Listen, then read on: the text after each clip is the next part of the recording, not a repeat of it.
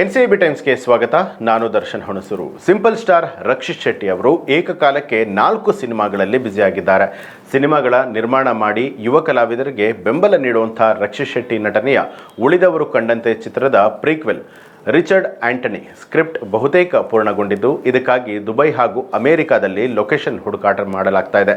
ಇದರ ಜೊತೆಗೆ ಅವರ ನಿರ್ದೇಶನದ ಬಹುನಿರೀಕ್ಷಿತ ಸಿನಿಮಾಗಳಾದಂಥ ಮಿಡ್ವೇ ಟು ಮೋಕ್ಷ ಹಾಗೂ ಪುಣ್ಯಕೋಟಿ ಪಾರ್ಟ್ 1 ಪಾರ್ಟ್ 2 ಇದರ ಬರವಣಿಗೆ ಕೂಡ ನಡೀತಾ ಇರುವಂಥದ್ದು.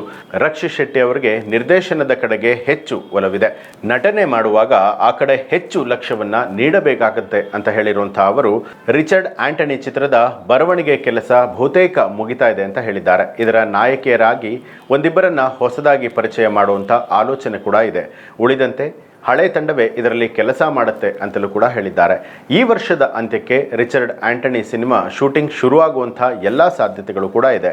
ಇದರ ಪೋಸ್ಟ್ ಪ್ರೊಡಕ್ಷನ್ ಸಮಯದಲ್ಲಿ ಮಿಡ್ವೇ ಟು ಮೋಕ್ಷ ಸಿನಿಮಾ ಚಿತ್ರೀಕರಣ ಮಾಡುವಂಥ ಯೋಜನೆ ರಕ್ಷಿತ್ ಅವರದ್ದು.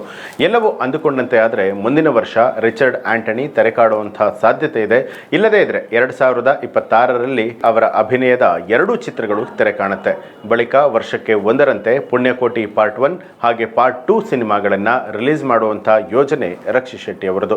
ಬಹುತೇಕ ನಿರ್ದೇಶನದಲ್ಲಿ ತೊಡಗಿರುವಂತಹ ರಕ್ಷಿತ್ ಶೆಟ್ಟಿ ಅವರು ಬಹಳ ಅದ್ಭುತ ಕತೆ ಸಿಕ್ಕರೆ ಮಾತ್ರ ನಟನೆಯನ್ನ ಮಾಡ್ತೇನೆ, ನಿರ್ದೇಶನದ ಕಡೆಗೆ ಹೆಚ್ಚು ಗಮನ ಹರಿಸ್ತೀನಿ ಅಂತ ಹೇಳಿದ್ದಾರೆ. ಇದು ಈ ಹೊತ್ತಿನ ಪ್ರಮುಖ ಸುದ್ದಿಗಳು. ಮತ್ತಷ್ಟು ವಿಶೇಷ ಸುದ್ದಿಗಳಿಗಾಗಿ ನೋಡ್ತಾ ಇರಿ ಎನ್ಸಿಬಿ ಟೈಮ್ಸ್, ಅಪರಾಧ ಮುಕ್ತ ರಾಷ್ಟ್ರಕ್ಕಾಗಿ.